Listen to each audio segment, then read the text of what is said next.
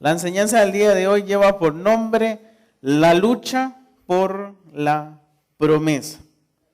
¿Alguien puede levantar la mano diciendo yo recibí una promesa del Señor? Yo he recibido una promesa del Señor. Me imagino que usted también en algún momento de su vida cristiana ha recibido una promesa del Señor. Tenemos aquí todos esos en común, ¿verdad? Ahora, otra pregunta. ¿Alguien tiene una promesa aún no cumplida por parte del Señor? ¿Puede levantar su mano? Otra vez todos tenemos algo más en común. Promesas aún no cumplidas por parte del Señor. Entonces, ante ese elemento en común que tenemos todos, reflexionemos. No me tiene que levantar la mano ni contarme cómo le ha ido. Pero cierto no que las promesas no cumplidas son una lucha para todos nosotros. Que a veces batallamos no con problemas de la vida, sino con la desesperanza que nos producen esas promesas no cumplidas. Nuestro corazón constantemente está pensando en que esa promesa de parte del Señor, que nosotros creemos muy real y muy manifiesta y tal vez muy verdadera por parte del Señor, aún no se cumple. Y qué desesperante es. Qué frustrante puede llegar a ser muchas veces ese, por decirlo así, incumplimiento de parte de esas promesas del Señor. Nosotros sabemos que el Señor no miente, nosotros sabemos que el Señor es veraz, incluso que Él jura por sí mismo que Él hace realidad esas promesas. No por algo el pueblo de Israel conocía al Señor como el Dios de pactos. Él si hace un pacto, lo cumple.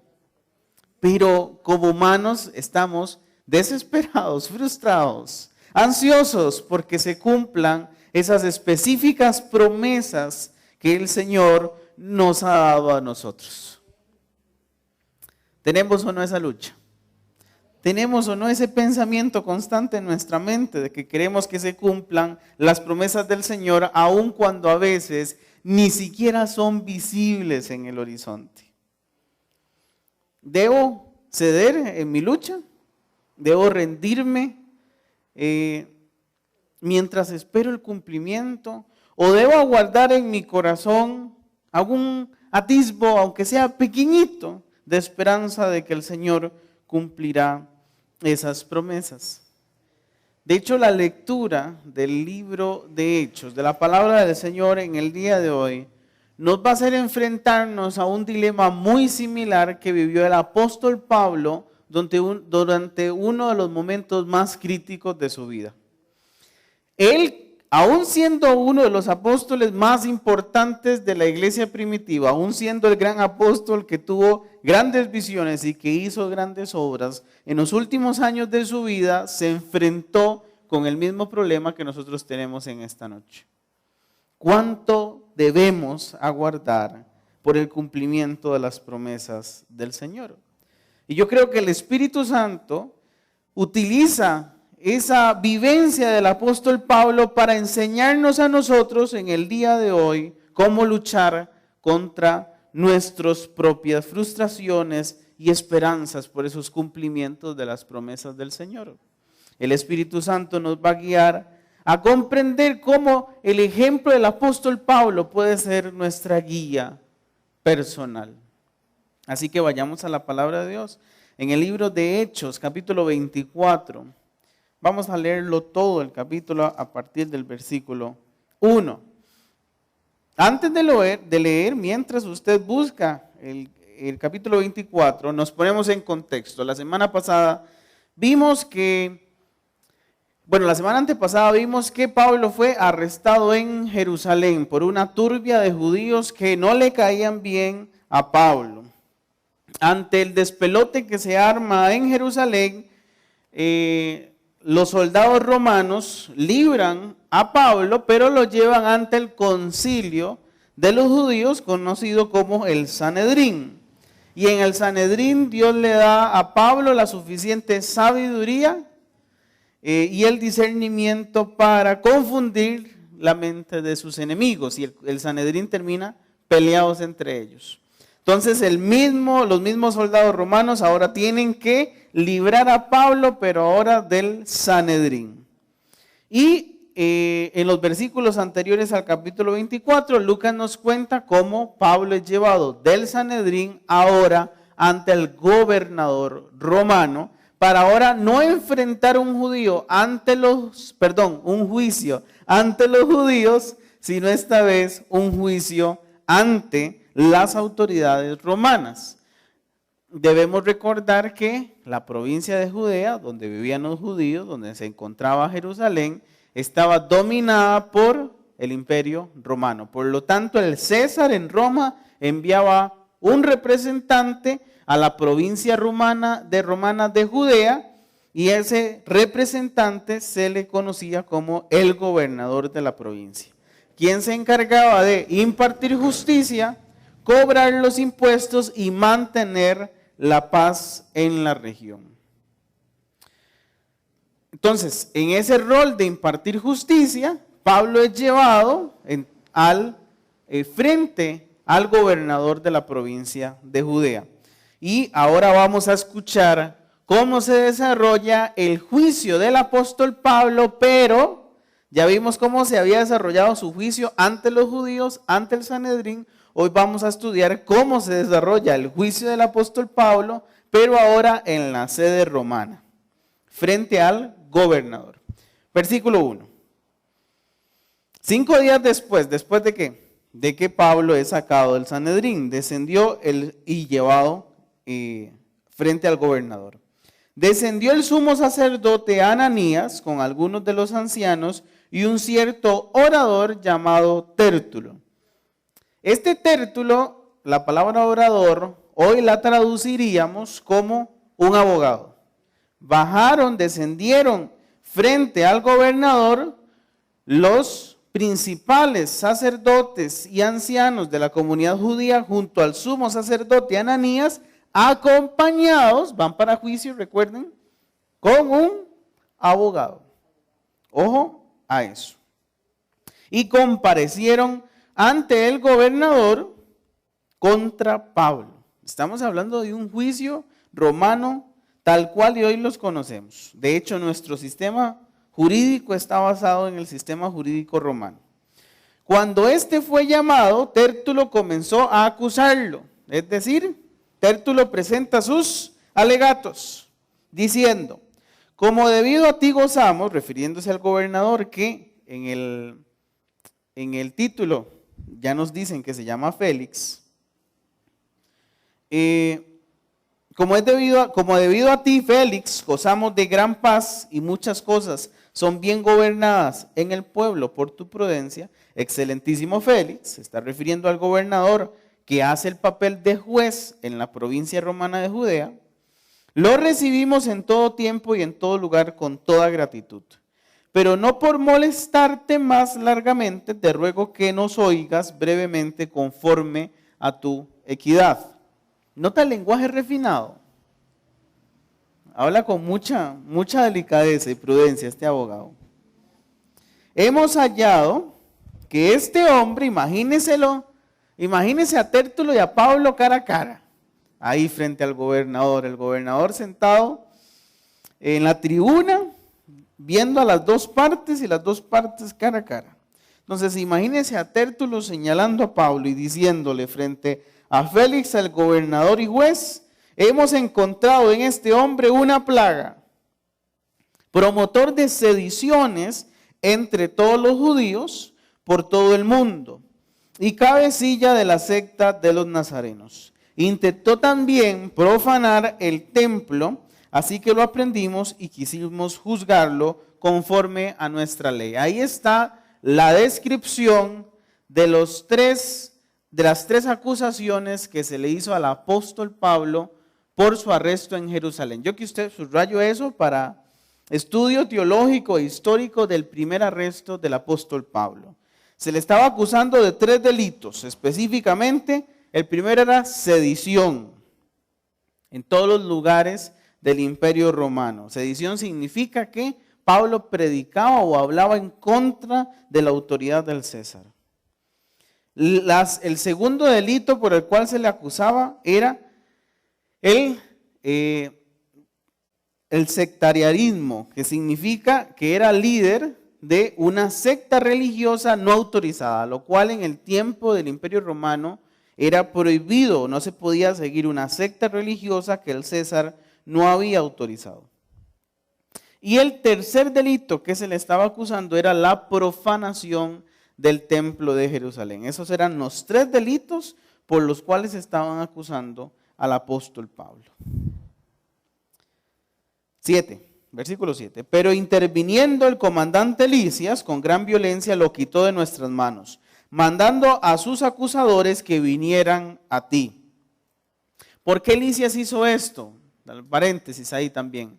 Porque recordemos que Pablo era ciudadano romano y como tanto tenía el derecho de ser juzgado conforme a la ley y ante las autoridades romanas. No debían juzgarlo las autoridades locales, sino las del imperio por su ciudadanía.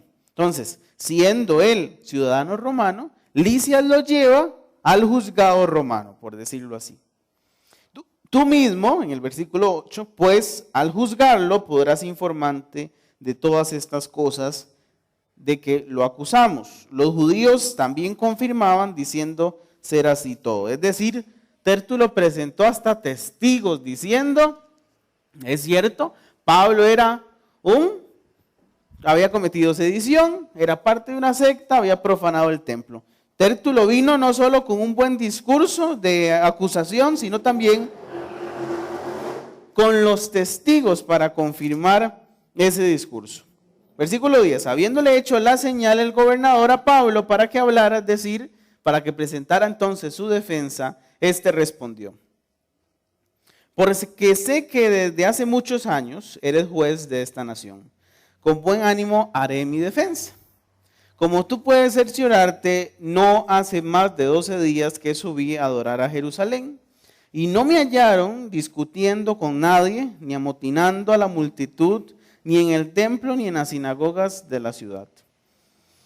Ni te pueden probar las cosas que ahora me acusan, pero esto te confieso, que según el camino que ellos llaman herejía, recordemos que a Jesús le decían el camino, así sirvo al Dios de mis padres, creo todas las cosas que en la ley y los profetas están escritas, con la esperanza en Dios, la cual ellos también abrigan, de que ha de haber resurrección de los muertos, así de justos como de injustos. Por esto procuro tener siempre una conciencia sin ofensa ante Dios y ante los hombres. Pero pasados algunos años vine a hacer limosnas a mi nación y presentar ofrendas. Estaba en ello cuando unos judíos de Asia me hallaron purificado en el templo, no con multitud ni con alboroto. Ellos debieron comparecer ante ti y acusarme si contra mí tienen algo.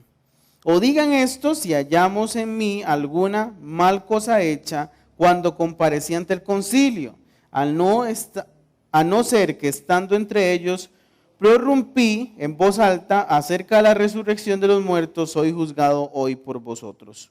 Al oír esto, Félix, como estaba bien informado de este camino, los relegó diciendo: cuando descienda el comandante Lisias, acabaré de conocer este asunto. Es decir, suspendió el juicio para escuchar qué tenía que decir el comandante Lisias. Y nos sigue contando Lucas. Y mandó al centurión que se le custodiara a Pablo, pero que se le concediera alguna libertad y que no impidiera a ninguno de los suyos servirlo o venir a él. Algunos días después, viniendo Félix con Drusila, su mujer, que era judía, llamó a Pablo y lo oyó acerca de la fe en Jesucristo. Pero al disertar Pablo acerca de la justicia, del dominio propio y del juicio venidero, Félix se espantó diciendo: ahora vete y cuando tenga oportunidad te llamaré. Esperaba también con esto que Pablo le diera dinero para que soltara, por lo cual muchas veces lo hacía venir y hablar con él. Pero al cabo de 2 años recibió Félix por sucesor a Porcio Festo, y queriendo Félix consagrarse con los judíos, dejó preso a Pablo. Ojo, ¿por qué Pablo estaba en la misma situación en la que estamos hoy nosotros? ¿Por qué Pablo podía estar luchando con la desesperanza y la frustración frente a una promesa del Señor tal cual lo hacemos nosotros hoy día? Recordemos de la semana pasada la promesa que le había dado el Señor Jesús a Pablo. Versículo 23, capítulo 23, versículo 11. Recordemos que después de que Pablo se defendió frente al concilio con mucha sabiduría y discernimiento, el Señor se le presentó en visión a Pablo y le dijo: ten ánimo, Pablo, pues como has testificado de mí en Jerusalén, así es necesario que testifiques también en Roma. Esa era la promesa que le había dado el Señor a Pablo. Pablo, usted va a sobrevivir por lo menos hasta que testifique de mí en Roma. Esa era la promesa del Señor, que Pablo eventualmente iba a llegar a Roma. De hecho, si uno lee Romanos capítulo 1 y 16, el inicial y el final, vamos a notar el profundo deseo que siempre tuvo el apóstol Pablo por predicar en Roma. Porque significaba varias cosas: predicar el evangelio en la ciudad más importante y más numerosa de ese tiempo. De hecho, en la actualidad, Nueva York es la ciudad más grande y más poderosa, económicamente hablando, del mundo. Es como que Pablo quisiera ir a Nueva York a extender el evangelio de Cristo ahí. Tenía buenas oportunidades de que muchas personas se convirtieran. Luego, no solo cualquier tipo de personas. En Roma se encontraban la cúpula del gobierno mundial. Así que si alguno de esos líderes se convertía, iban a haber cristianos entre los líderes romanos, lo cual efectivamente pasó, como nos habla Filipenses capítulo 4, pero después vamos a hablar en otra ocasión de eso. Y además, Pablo iba a tener la oportunidad de conocer una iglesia ya consolidada que él no había fundado, pero que ya tenía un buen número de cristianos en Roma. Así que Pablo siempre estuvo muy deseoso de hacer labor misionera en la ciudad de Roma, pero nunca había tenido la oportunidad. Y ahora se le presenta al Señor y le dice a Pablo: Pablo, tenga ánimo porque por lo menos usted va a sobrevivir hasta que predique en Roma. Esa era la promesa del Señor para el apóstol Pablo. Y cierto no que cuando uno recibe una promesa del Señor como Pablo, uno quiere que se cumpla ya. Sí, porque es muy bonita, es muy bonito escuchar el plan que el Señor tiene para nuestra vida. Es muy bonito escuchar su consejo y su guía. Uno quiere humanamente que esa promesa del Señor se cumpla ya. Y esta no era la primera vez que Pablo se enfrentaba con un deseo fervoroso de que una promesa se cumpliera ya. El Señor también nos prometió regresar, ¿se acuerdan de eso? Por su iglesia, del arrebatamiento. Y Pablo perjuró que él iba a ser uno de los arrebatados. Así que no era la primera vez que se enfrentaba a una frustración por una promesa del Señor. Ahora, la promesa con la cual estamos viviendo incluía también una cuestión muy importante, y era la propia expectativa de vida del apóstol Pablo. Esa promesa de que él iba a predicar en Roma incluía una expectativa de vida para Pablo: por lo menos seguiré vivo hasta que predique en Roma. No sé qué va a pasar después, no sé la incertidumbre que vendrá después, pero ya tengo algo asegurado: seguiré vivo hasta que predique en Roma. Así que uno desea, al igual que el apóstol Pablo, un cumplimiento de esa promesa. Pero en el capítulo 24, Lucas nos cuenta que esa promesa no se cumplió de inmediato. Que Pablo tuvo que vivir igual que nosotros, frustraciones y desesperanza por los cumplimientos de las promesas del Señor. Ahora, ¿qué aprendió el apóstol Pablo y qué es lo que nosotros podemos aprender frente a esos momentos? Frente a esas desesperanzas, frente a ese, digámoslo entre comillas, incumplimiento de las promesas del Señor. Número 1, podemos aprovechar y aprender lo siguiente. Aproveche las falsas acusaciones para defenderse con sabiduría. El Señor le hace una promesa al apóstol Pablo y lo que él encuentra de primero no es su cumplimiento.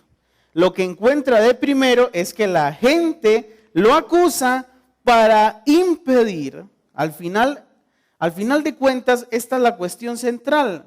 ¿Por qué hay tanta acusación? ¿Por qué hay tanta oposición? ¿Por qué hay tanta persecución en contra del apóstol Pablo? Porque la gente, inspirada también por fuerzas espirituales, estaban tratando de impedir que la promesa del Señor se cumpliera. ¿Qué era lo que buscaban los judíos en el Sanedrín? Matar a Pablo. ¿Qué era lo que estaban pidiendo los judíos frente a Félix el gobernador? Que Pablo fuera ejecutado por sedición, las sectas y la profanación del templo. Que le aplicaran la pena de muerte. Y si le aplicaban la pena de muerte antes de que llegara a Roma, ¿la promesa del Señor se cumplía, sí o no? No, no se cumplía. Si lo mataban antes de llegar a Roma, la promesa quedaba incumplida. Así que habían personas y habían fuerzas espirituales detrás de esas personas tratando de impedir de que la promesa del Señor se cumpliera. De hecho, el juicio frente a Pablo sucede después de un complot contra Pablo, que usted puede leer en el capítulo 23, que es un dato histórico. Hay un complot incluso para asesinar al apóstol Pablo, que Lisias, el comandante, frustra y lleva inmediatamente a proteger a Pablo frente al gobernador, frente a Félix. Había mucha gente deseando la muerte del apóstol Pablo y con ello que la promesa del Señor no se cumpliera. Entonces, ¿cuál fue la estrategia que ellos hallaron? Si no podían matarlo, entonces lo acusamos.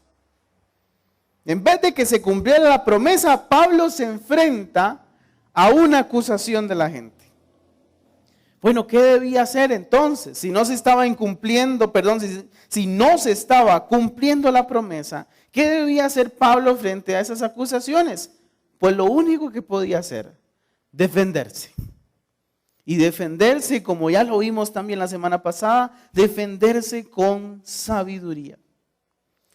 De hecho, los judíos estaban emperrados en acusar al apóstol Pablo. Vean que el viaje que hacen los judíos para acusar al apóstol Pablo es de 72 kilómetros. Desde Jerusalén, donde vivía el sumo sacerdote y esos líderes, hasta Cesarea, donde vivía el gobernador Félix. Viajaron 72 kilómetros. Contratan a un abogado, porque además Tértulo no era judío, su nombre lo dice, su nombre está en latín. Es decir, probablemente era un romano que ya sabía cómo enfrentarse a la justicia romana, viaja a Cesarea, es contratado por los judíos, ahí expone su caso. No solo viajan, no solo contratan a un abogado, sino que también viene Ananías, el sumo sacerdote. ¿Ustedes no creen que Ananías tenía cosas más importantes que hacer que ir a acusar al apóstol Pablo? Era el sumo sacerdote, era el encargado de dirigir los rituales religiosos en el templo. Además era el presidente del Sanedrín, de la Asamblea Legislativa.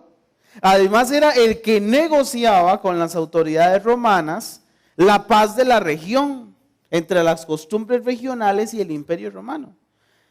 Ananías tenía mucho que hacer, tenía mucho trabajo. Cosas más importantes que ir a acusar al apóstol Pablo. Pero aún así, fue. Lo cual demuestra que los judíos de verdad estaban emperrados por acusar y matar al apóstol Pablo. Vean toda la estrategia que montan los judíos frente a Pablo. solo, arrestado, acusado falsamente, probablemente sin plata, sin comida, sin abrigo, sin nada, porque Pablo viajaba ligerito. Pablo no tenía nada. De hecho, hay un principio jurídico que inventaron los romanos para los procesos judiciales que hoy día los sistemas judiciales que se inspiran en el sistema romano siguen usando, y es el principio de la igualdad de armas. ¿Qué significa eso? ¿Qué era lo que los romanos querían decir con la igualdad de armas? Que las dos partes en un proceso judicial tuvieran las mismas oportunidades y oportunidades equitativas para defenderse, para presentar testigos, para cuestionar a los testigos, para cuestionar la sentencia. Ambos van a luchar con las mismas fuerzas, con las mismas armas en ese proceso judicial. Ojo, eso era un principio romano que nosotros seguimos aplicando hoy día. ¿Ustedes creen que ese principio romano de igualdad de armas se cumplió en el proceso judicial del apóstol Pablo? ¿Sí o no? No, no se cumplió. Los judíos venían con gente, venían con líderes a presentar el caso, venían con un abogado, venían con testigos. Ellos traían toda una cuadrilla, una comitiva para acusar al apóstol Pablo. ¿Y Pablo? Solito, sin nadie que lo acompañara, sin testigos, sin abogado, sin comitiva. No había igualdad de armas, no tenían la misma oportunidad que defenderse. De hecho, se nota en los discursos. Tértulo empieza con palabras rimbombantes a decirle: oh, excelentísimo Félix, venimos a acusar a este hombre. ¿Y qué es lo único que puede decir Pablo? Félix, usted puede averiguar porque ni siquiera tengo testigos. Eso es lo que le dice Pablo a la Félix. Félix, usted puede cerciorarse de lo que ellos dicen es mentira, es falso. Yo lo que le confieso de mi parte es que yo sigo al camino. Y eso es, una vez más, una oportunidad que toma el apóstol Pablo para predicar el evangelio aun cuando se estaba defendiendo. Pablo siempre aprovechó esas oportunidades de defensa como oportunidades para compartir el mensaje del evangelio. Al final, esa es la actitud que nosotros debemos tomar. No concentrarnos en que la promesa del Señor no se ha cumplido para mi vida. Y cómo, además de que no se está cumpliendo la promesa del Señor, tengo que luchar también con las acusaciones de la gente, con la guerra de la gente, con las oposiciones y persecuciones de la gente. No solo estoy luchando con la frustración de mi corazón frente al incumplimiento de la promesa del Señor, sino también tengo que luchar con la propia gente que no quiere el cumplimiento de esa promesa del Señor. Ojo, es una doble prueba, ¿cierto o no? Estoy luchando con mi corazón al mismo tiempo que estoy luchando con otra gente. ¿Qué hago? ¿Qué hago frente a esa situación? Bueno, un buen consejo del Espíritu Santo es: sigamos el ejemplo de Pablo. No entremos en frustraciones dentro del corazón. No podemos, por las circunstancias, escondernos en nuestras frustraciones. Tengo que salir a defenderme. Si todavía tengo que esperar por el cumplimiento de la promesa del Señor, bueno, entonces voy a hacer lo que tengo que hacer en ese momento exacto de mi vida. Y en ese momento exacto de mi vida, mientras espero el cumplimiento de la palabra del Señor, tengo que trabajar por las cosas que tengo al frente, por el problema que tengo al frente, por la circunstancia que tengo al frente. Si ese problema es una oposición o crítica de las personas, tengo que salir a defenderme, ojo, con sabiduría y testimonio. Que tampoco puedo ir a agarrarme con la gente, ¿verdad? Decirle, ¿qué es la vara? ¿Qué es el pleito? ¿Qué es la acusación que está diciendo usted contra mí? Venga y nos damos de madrazos. No. No, ese no es el carácter cristiano. El carácter cristiano es defenderse con sabiduría y siempre dando testimonio. Ojo, y el testimonio no es lo que yo digo, ¿se acuerdan de eso? Es lo que yo hago. Mi testimonio más fuerte es lo que hago frente a lo que digo. El testimonio, mi testimonio me puede defender. Y también puedo acompañarlo de esas palabras de sabiduría y discernimiento que el Espíritu Santo nos puede dar frente a los problemas y necesidades más grandes de nuestra vida. Pero tengo que trabajar por las cosas que tengo al frente. No puedo dejar que la frustración opaque mi corazón mientras espero el cumplimiento de las promesas del Señor. Al final, todo este principio bíblico que nos enseña el Espíritu Santo se puede resumir en una frase muy popular. A Dios orando, con el mazo dando. Amén. Número 2. Aproveche la desesperación de otros para probar su propia honestidad. Pablo no solo se enfrenta a que la promesa del Señor no se cumple, sino también se enfrenta a un intento muy deshonesto de parte de Félix, porque Pablo se desviara de su honestidad. Recuerden que al final del capítulo, en el versículo 26, dice, esperaba también Félix que con esta jugadera que tenía Félix con Pablo de venga, lo saco de la cárcel, conversemos, yo me hago el interesado, luego lo mando otra vez para la cárcel. Ese jueguito que se tenía Félix con Pablo, ¿qué era lo que buscaba Félix con ello? Que Pablo le diera dinero para que lo soltara. Aquí es bueno estudiar un poquito el carácter de Félix. Félix, al ser un gobernador romano, no solo tenemos datos bíblicos de él, no solo lo que nos cuenta Lucas, sino también otros historiadores acerca de la historia de los gobernadores romanos. Y Félix era uno de los funcionarios del imperio romano más corruptos de la historia de ese imperio. De hecho, Félix era gobernador de Judea porque lo habían destituido de la ciudad de Roma. Le dijeron, mire, usted es tan maleante que no puede vivir entre los maleantes de la ciudad.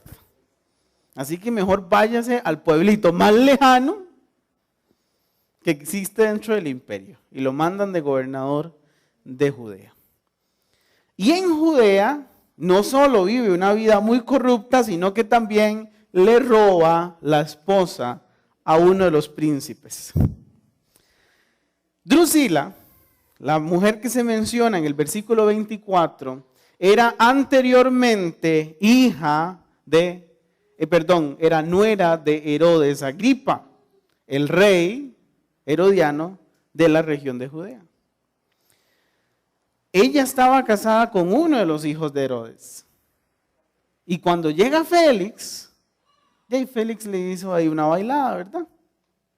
Y termina quedándose con esa mujer que era esposa de otro y ahora se convierte en la mujer de Félix. Por eso era judía y por eso también conocía de toda la historia acerca del cristianismo y del judaísmo. Félix era un hombre corrupto. Expulsado de Roma por su corrupción. Llega a Judea, enfrenta corrupción con una familia real de la región. Y no solo eso, al final Félix es destituido de la gobernatura porque de Roma lo llaman a dar cuentas de sus corrupciones, incluso en la región de Judea. Félix era un corrupto, así que nos llama la atención de que le hiciera un ofrecimiento corrupto al apóstol Pablo. Ahora, pongámonos en la situación del apóstol Pablo. Nos dice, Félix estaba esperando un soborno, pero Pablo nunca iba a ceder ante el soborno. nunca iba a ceder. Recordemos la situación en la que estaba el apóstol Pablo. Había recibido una promesa, probablemente en desesperación y frustración ante el incumplimiento de la promesa. ¿No creen que una oportunidad de ayuda le iba a ser beneficioso para que la promesa se cumpliera? Las promesas del Señor son como puertas. Los planes de Dios son como puertas. Él nos dice, hey, puse esta puerta delante de usted. Quiero que en algún momento usted la cruce, porque del otro lado hay esto, hay esto y hay esto. Y uno dice, qué chiva, qué bendición más grande. Yo quiero cruzar esa puerta por lo que hay del otro lado. Entonces quiero que la puerta se abra ya. Imagínense que Pablo está esperando frente a esa puerta. Y alguien le dice, hey, yo puedo ayudarle a abrir. Yo puedo ayudarle a abrir esa puerta. Ojo, pero esa ayuda no viene del Señor. No es el Señor el que está abriendo esa puerta. Es alguien que me dice que puede abrir esa puerta. ¿Debo forcejear yo la puerta? Yo imagino a Pablo cuestionándose eso. Señor, usted me dijo que yo iba a ir a Roma, que yo iba a ir a predicar en Roma. Bueno, si le pago, si le doy una ofrenda a Félix, él me abrirá la puerta para que yo eventualmente vaya a Roma. Debo forcejear esa puerta. Debo utilizar métodos no bíblicos y mundanos para abrir esa puerta. Pablo era tan humano como usted y como yo. Y cuando nosotros estamos viviendo una situación así, nos podemos hacer esa pregunta. Señor, yo quiero cruzar esa puerta. ¿Puedo forcejearla? ¿Puedo brincarme este proceso de espera y llegar directamente al objetivo?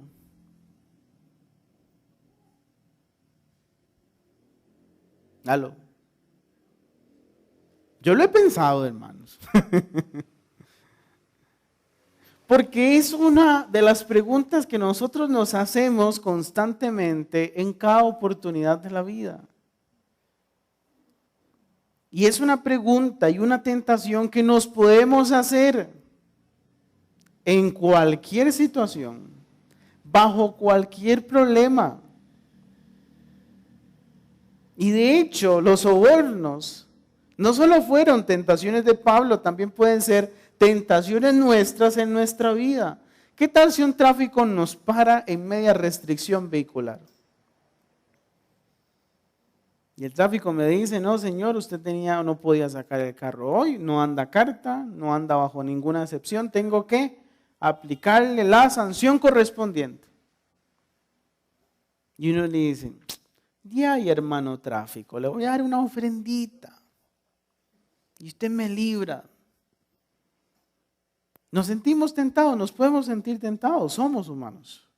Y el apóstol Pablo en esa situación pudo haberse sentido tentado a pagarle a Félix por su libertad y con ello forzar el cumplimiento de la promesa del Señor. Y con libertad nada más era montarse en un barco e irse a Roma. Pablo tuvo la oportunidad humana de hacer cumplir la promesa del Señor, de forzar el cumplimiento de la promesa del Señor. Pero eso no es lo que anda buscando el Señor con nuestras vidas. El Señor no espera que nosotros forcejemos el cumplimiento de sus promesas. Él quiere que naturalmente se cumplan. Vean el problema en el que se metió Abraham por forzar el cumplimiento de la promesa de Dios para su vida. Dios le había prometido un hijo del cual iba a salir una nación grande. Dios le había prometido a Abraham a Isaac, ¿Qué hace Abraham frente al incumplimiento de la promesa del Señor? Forza el cumplimiento con Ismael. El problema que fue que de Ismael salió una gran nación, que es enemiga de la nación de Israel. De Ismael salieron todos los musulmanes y de Isaac todos los judíos y cristianos. Y vivimos incluso 5 milenios después una guerra entre los dos hijos de Abraham. El forcejeo de la promesa de Dios en la vida de Abraham tiene repercusiones hoy día. El problema que inició ese forcejeo sigue estando presente en nuestro mundo y somos partícipes de ese problema. Como cristianos no podemos andar libremente en un país musulmán. Como hijos de Isaac, para decirlo metafóricamente, no podemos presentarnos libremente a un país de los hijos de Ismael. Vean qué terrible ha sido forzar el cumplimiento de una promesa del Señor. Y Pablo tuvo esa tentación y nosotros podemos tener la misma tentación. ¿Qué está esperando Dios de nosotros? Entonces, que nosotros demostremos nuestra honestidad. No ceder frente a la tentación, no forcejear las puertas del Señor, no forzar el cumplimiento de las promesas del Señor. Al final de sus vidas, Pablo tenía toda la moral y libertad de decirle a Timoteo estas palabras en 2 Timoteo capítulo 2 versículo 15.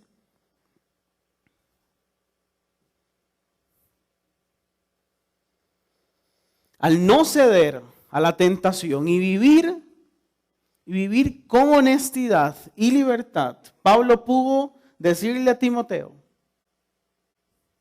2 Timoteo,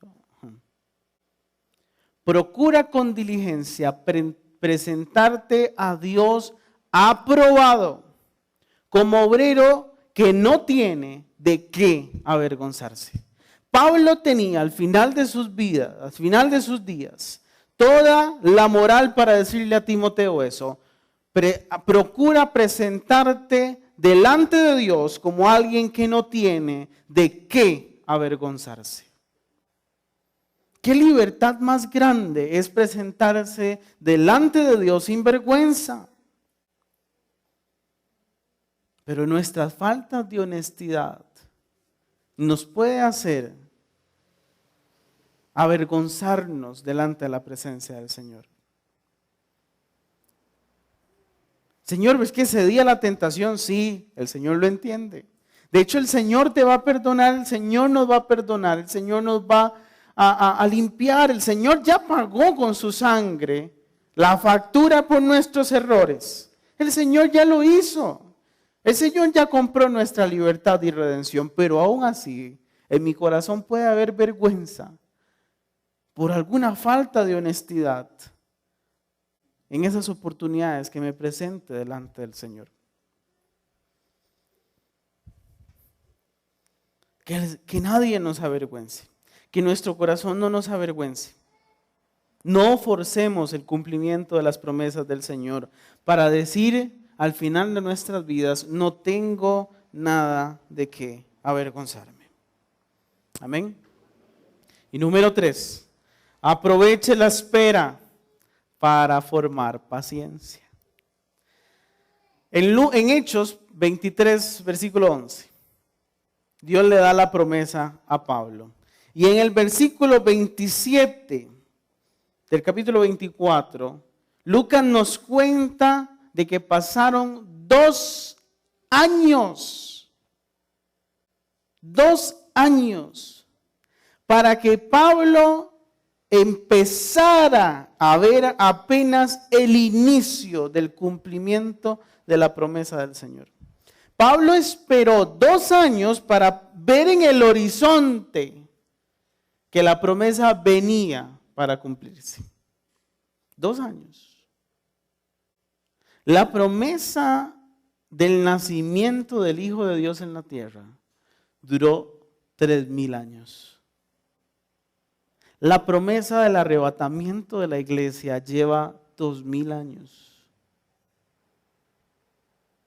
Pero algún día Dios cumplirá. Así como cumplió que iba a enviar a su Hijo para salvarnos, así también cumplirá de que Él vendrá por su iglesia. Pero hay que esperar. Y si una promesa como el arrebatamiento de la iglesia hay que esperarla, también las promesas más pequeñas de Dios para nuestras vidas, también hay que esperarlas. Hay que esperar. Pablo tuvo que esperar por el cumplimiento de la promesa que Dios le había dado. Tuvo que esperar 2 años para empezar a ver el cumplimiento, porque aún así, después de esos 2 años, Pablo va a durar 1 año y medio más esperando hasta llegar a Roma, que es lo que vamos a hablar la próxima semana. 2 años esperando el cumplimiento de una promesa. 2 años en una cárcel esperando a que terminara un juicio. Ya Pablo sabía cuál iba a ser el resultado de ese juicio, porque Dios se lo había dicho. Pero aún así no es nada bonito estar 2 años en cárcel, en prisión preventiva. A ver cuándo me van a liberar, a ver cuándo me puedo ir para Roma. 2 años. Dicho el apóstol Santiago, el pastor de la iglesia de Jerusalén, el pastor que le había dicho a Pablo, rasúrese para que entre al templo. Ese mismo pastor, el apóstol Santiago, escribe algo que a mí me llama mucho la atención en el capítulo 1 de su carta, a partir del versículo 2.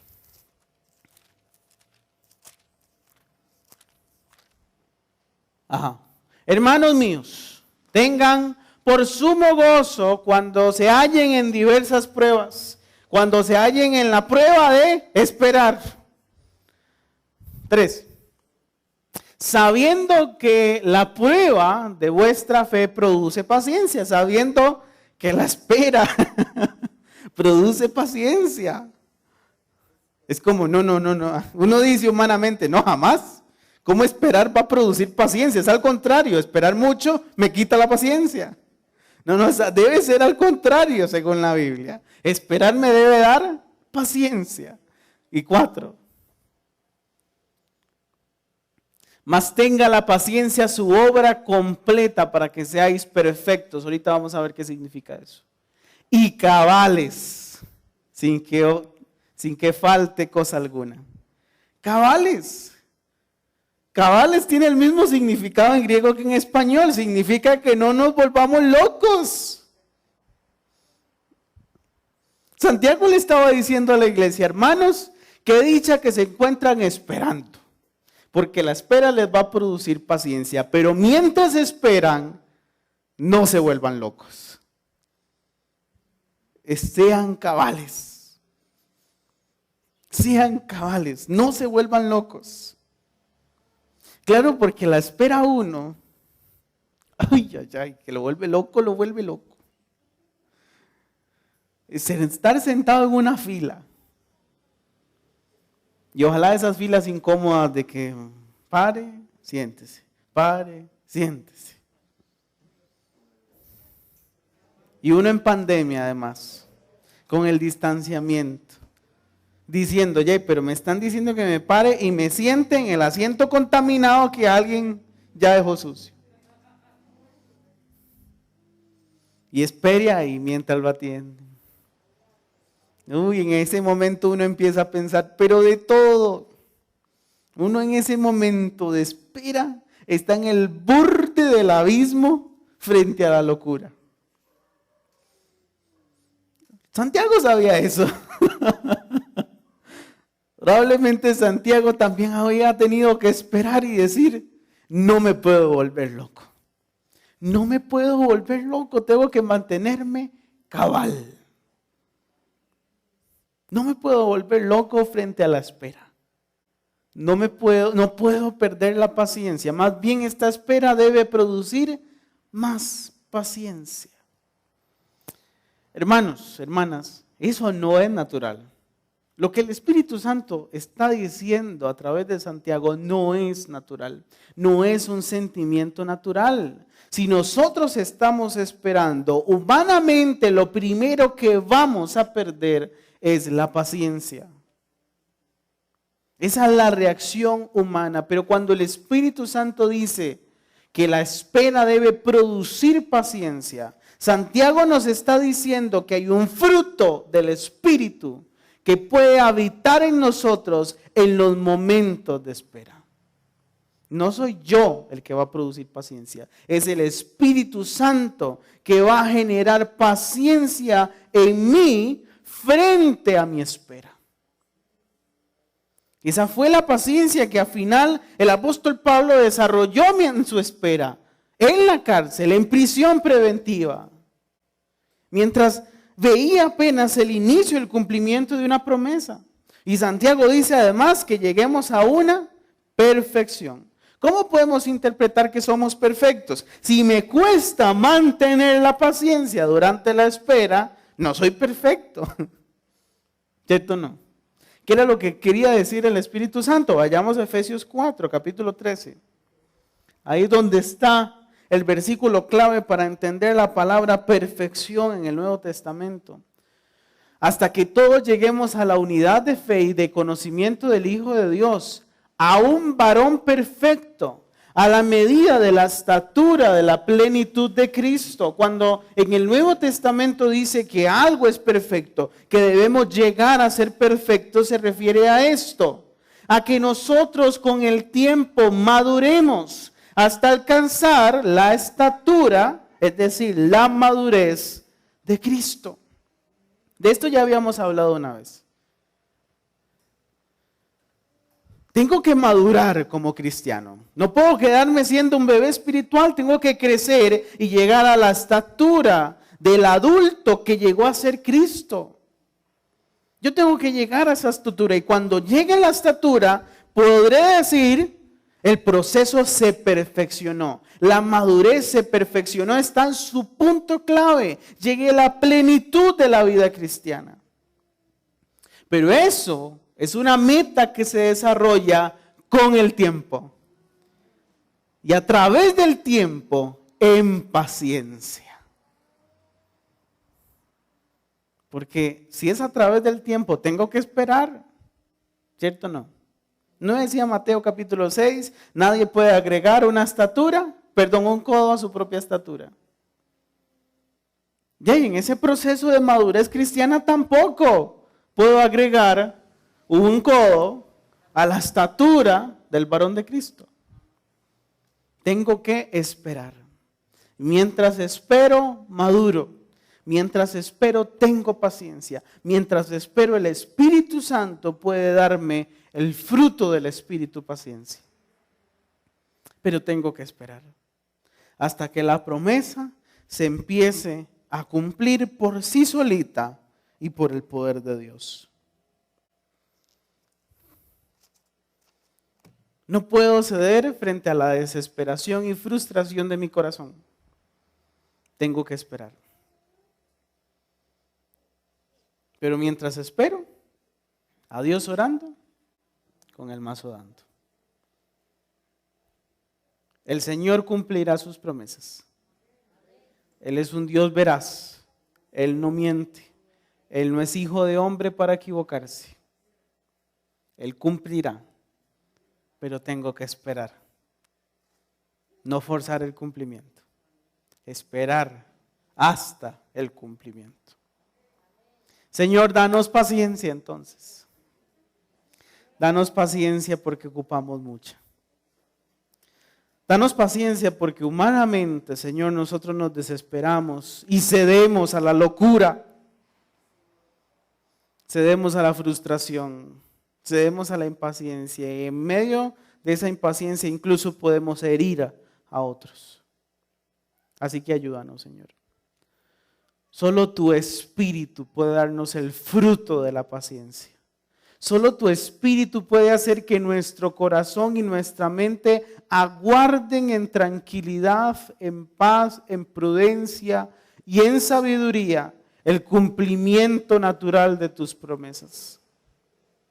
Señor, no permitas que perdamos la fe y la esperanza.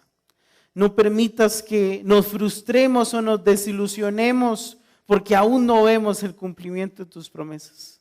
Al contrario, ayúdanos a mantener una esperanza en esas promesas, a saber que algún día se cumplirán porque tú no mientes, que algún día las veremos hechas realidad porque tú hablaste y eres Dios de pactos.